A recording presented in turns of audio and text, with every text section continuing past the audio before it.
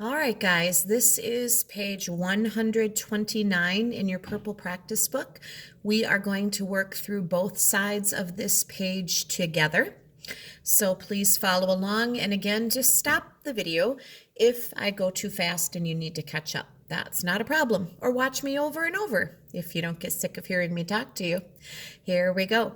We have talked about text and graphic features before. This is kind of a review. We have talked about titles and subject headings. And so what we're looking at here is an article that has a title.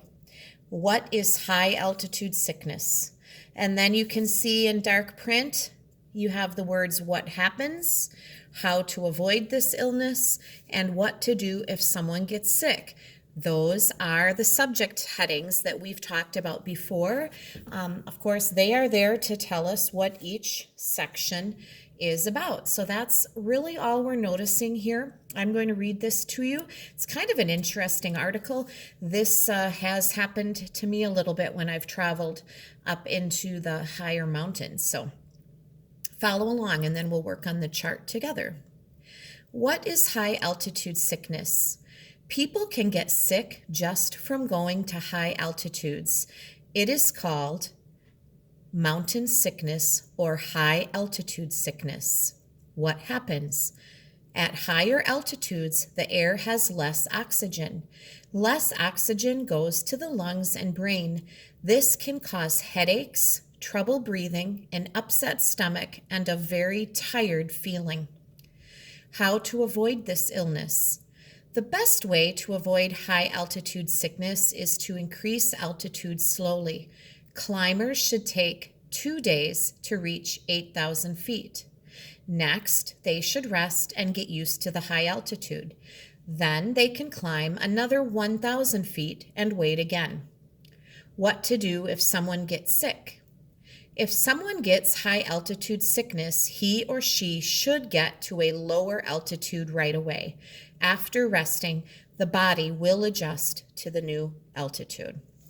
All right, we're going to use the information there. I'm going to go through this quickly just because it's hard with these videos. They take a while to upload. So I'm going to move right along and get us moving here. So we see an article title. The name of the article. Its location. Where is it located? It's located at the top of the article, or the beginning. I should be writing this in cursive. I hope that most of you are going to try the cursive. I mean, we were doing great at this earlier this year, so try to do that, or at least do part of it so that you are ready for next year. Thank you. The purpose of a title, and I'm going to do this in cursive, so let's transition. The purpose of the title would be to tell what the article is about. I hope you can fit that all in there. So we have the feature is the article title. It's at the top of the article. Its purpose or reason is to tell what the article is about. Let's go on to the next feature, which are the subject headings.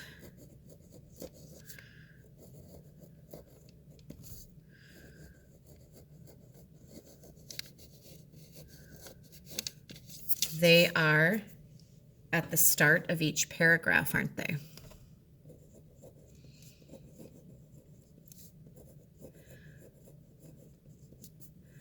They are at the start of each paragraph or section. I'm just going to write at the start of each paragraph. The purpose is to tell what the paragraph is about. Makes sense.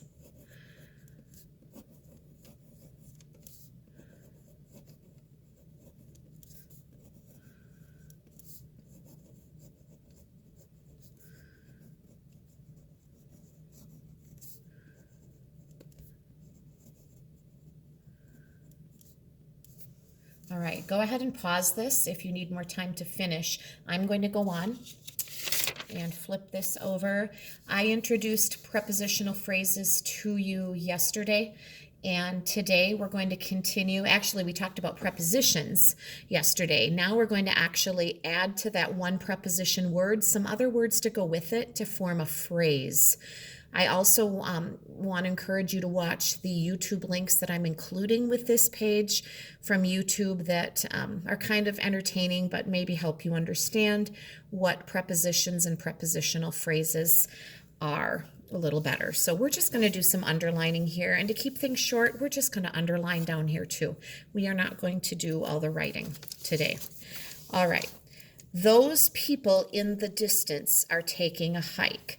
Yesterday, when we identified prepositions, we identified words like in. But today, we're actually going to grab what's called the prepositional phrase, which starts with the preposition in, but the whole phrase is in the distance. Those people in the distance are taking a hike. So please underline in the distance. I wonder how far they will hike before lunch. Before is your preposition. Before lunch would be your prepositional phrase. We can follow the hikers up the hill. Up is your position word. It's your preposition. Up the hill is your whole phrase. I'm actually going to underline the preposition word twice so you can kind of see that that's the main word. The whole phrase goes with it with the preposition at the start. My friend from the city likes hiking too. From is your preposition. From the city is the whole phrase. I'm going to underline the preposition word twice. So from the city is your phrase. Let's hike to that tall pine tree. To would be your preposition. To that tall pine tree is your whole phrase. To is the preposition word. All right. Now, as we go down to the bottom section, they actually want us to underline two prepositional phrases. And then they were asking us to write the one that tells when. Let's just talk about that as we go through. All right. On Friday, our class took a hike in the woods. I see two phrases there. As you're thinking about it, you might beat me to it. But I see on Friday and I see in the woods. I'm going to circle them so you can see them better. Those are your two phrases. Now, which one would tell when? Obviously, it's going to be this one, on Friday. I'm just going to draw an arrow there. On Friday tells us when. So a preposition can tell when. I didn't think we were going on the hike until next week. On the hike is a prepositional phrase, but so is until next week. And which one is going to tell you when? Until next week. Number 8, we rested beside a creek at noon. Beside a creek is where we rested. When did we do it? At noon.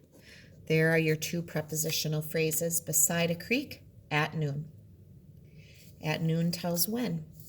During our rest, we looked at a distant mountain. During our rest would tell when. Where did we look? At a distant mountain is your other prepositional phrase. Last one. By the afternoon, we were all very tired from the long hike. By the afternoon tells when. And from the long hike is your other prepositional phrase.